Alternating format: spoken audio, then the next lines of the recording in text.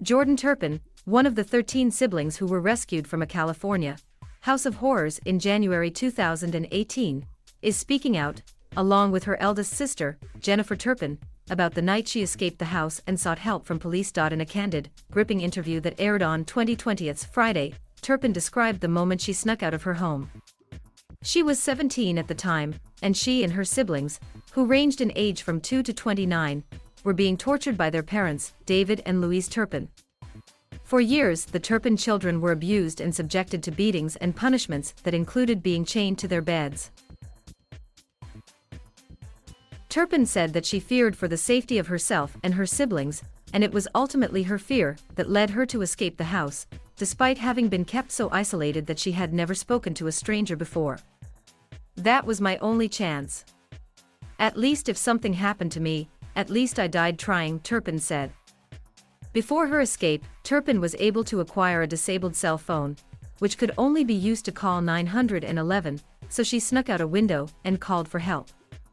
"My whole body was shaking, and when I was holding the phone, I remember. I couldn't really dial 911, Turpin said. I couldn't even get my thumb to press the buttons because I was shaking so bad." But eventually, Turpin managed to make the call, and once she reached an emergency dispatcher, she started asking for help. She had to overcome several obstacles and had a hard time communicating her address, but she kept trying regardless. "I literally never talked to somebody on the phone," Turpin explained. Once the dispatcher determined where Turpin was with the help of the cell phone's GPS and what she was asking for, a deputy was dispatched. Turpin was instructed to wait near a stop sign so that the deputy could find her. "I was so scared in that moment. I was actually on the road," Turpin said. "Because I didn't even know about the sidewalk. You're supposed to be on the sidewalk. But I never been out there." Turpin said she was afraid that her parents would wake up and find her gone and end up hurting her or her siblings. "I'm so terrified because I know the way they were," Turpin said. "They wouldn't care if they knew police were coming. They would just kill me right there." Finally, Deputy Anthony Coles arrived on the scene and spoke to Turpin. He said in the 2020's interview that he had been nearing the end of his shift and expected the call to be about a runaway child who needed to be returned home. Coles said that he didn't believe some of Turpin's claims at first, until she showed him a photo of her sisters chained to their beds. "They looked very sad and malnourished.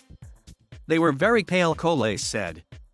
"Once I saw that photo, it really sealed the deal for me." Coles noted that Turpin did not seem to know common words like Bruce to describe the way she and her siblings were being treated. His body camera footage from that night shows him asking Turpin if she had any injuries, a word she didn't understand at the time. She also didn't know how to spell her middle name, Elizabeth.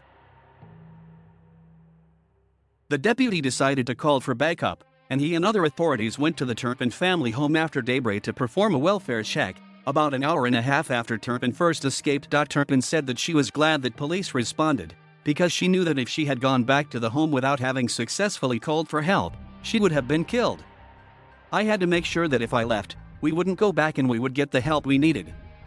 Because if we went back, there's no way I would be sitting here right now," said Turpin. Because authorities had reason to believe children were in danger, a warrant wasn't necessary for the officers to enter the Turpin home, and after 2 minutes of knocking, the Turpin parents opened the door, allowing police to enter and find the children. The children were rescued that day, thanks to Turpin's actions. The identities of the majority of Turpin's siblings have been kept private, out of respect for their privacy. Their parents are now serving life sentences in separate prisons. "I saw us coming so close to death so many times," Turpin said. "I was worried about my siblings, and when I saw them crying and worried, I just felt like I had to do it. I wanted to help everyone."